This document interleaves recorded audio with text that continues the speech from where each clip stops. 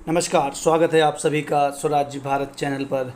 इससे पहले हम आज का अपना वीडियो शुरू करें, करंट अफेयर्स का समय है कल के पूछे गए प्रश्न का। कल का प्रश्न था, प्रतिवर्ष हाथी महोत्सव कहाँ मनाया जाता है। विकल्प आपको दिया गया था जयपुर, श्री गंगानगर, जोधपुर या फिर अजमेर। जयपुर इसका सही जवाब है। हाथी महोत्सव जयपुर में मनाया जाता है। चलिए शुरू करते हैं आज का अपना वीडियो। हमारा पहला प्रश्न है, बाजार पूंजीकरण के हिसाब से किस बैंक के एकीकृत शुद्ध लाभ में मार्च तिमाही में 15.4% की बढ़ोतरी हुई है। विकल्प हमारे पास हैं ICICI, bank of Baroda, HDFC या फिर कोई नहीं। HDFC बैंक इसका सही जवाब है।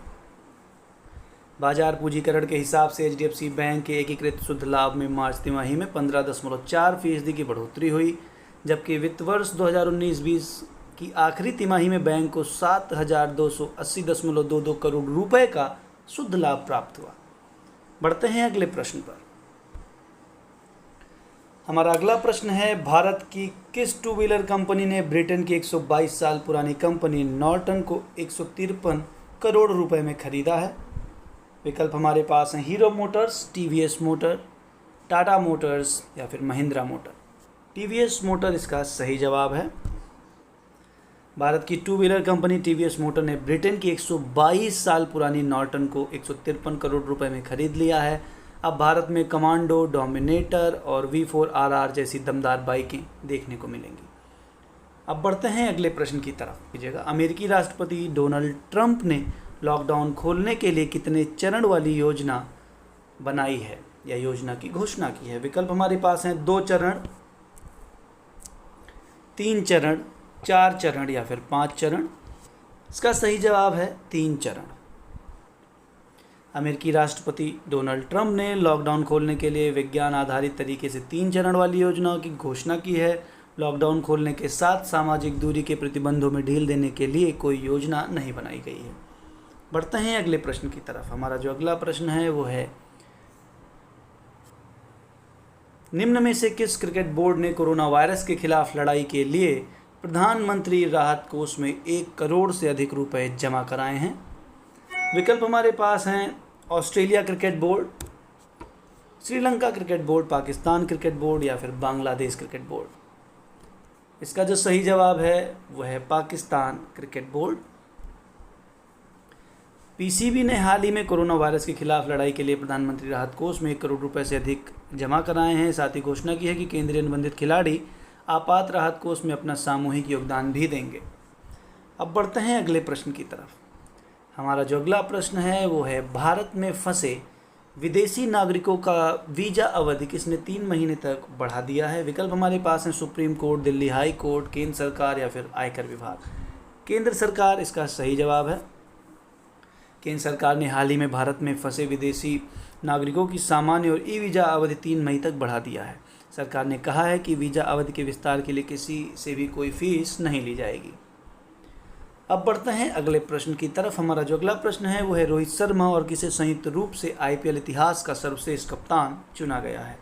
विकल्प हमारे पास हैं विराट कोहली, महेंद्र सिंह धोनी, अजिंक्य रहाणे या फिर जेम्स एंडरसन।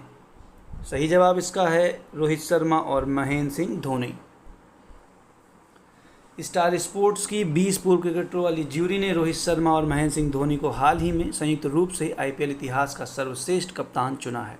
साथ ही विराट कोहली को लीग का सबसे सफल भारतीय बल्लेबाज चुना गया है। बढ़ते हैं अगले प्रश्न की तरफ। हमारा जो अगला प्रश्न है वो है, कोरोना वायरस महामारी से लड़ने के लिए किस देश ने भारत को 6.5 लाख टेस्टिंग किट भेजी है। विकल्प हमारे पास हैं अमेरिका, जापान, ऑस्ट्रेलिया या फिर चीन।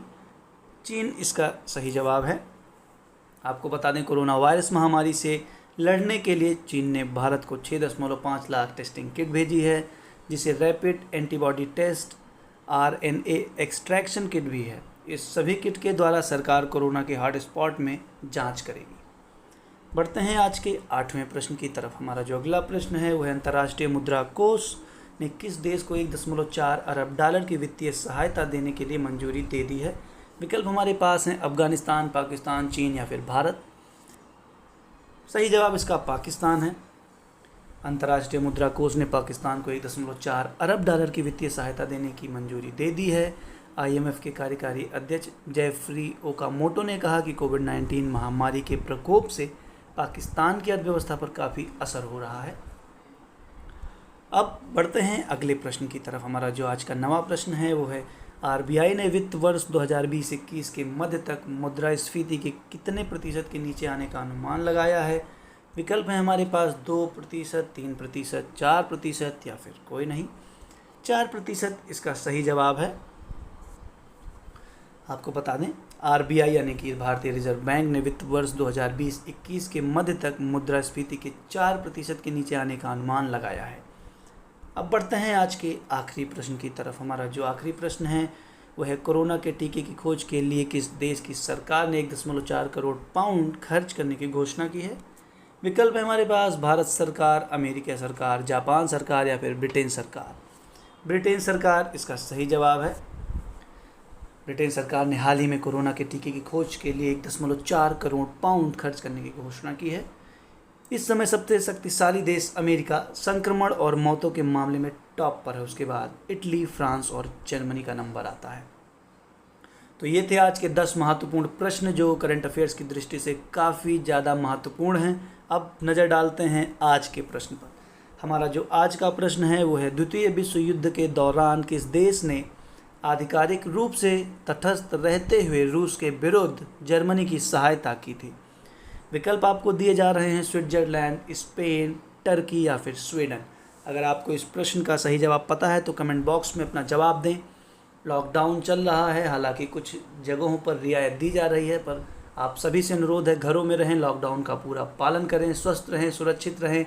कल फिर मुलाकात होगी नए वीडियो के साथ। तब तक के लिए हमारे वीडियो को लाइक करें, शेयर करें और हमारे चैनल को सब्सक्राइब करना बिल्कुल ना भूलें।